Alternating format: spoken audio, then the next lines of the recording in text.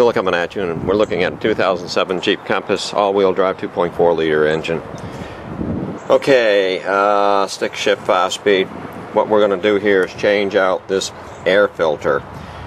It said K&N on there way back in 2013 when I changed the oil back then.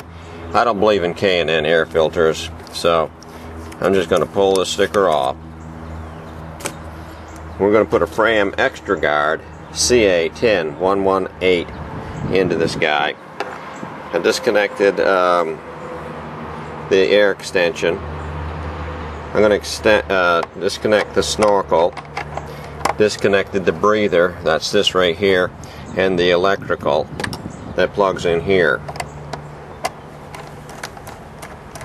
So we need to loosen up this worm clamp and pull it back and away. Okay, then you can pull this system out like this. It's got two snap downs, this one here, and here's your air filter.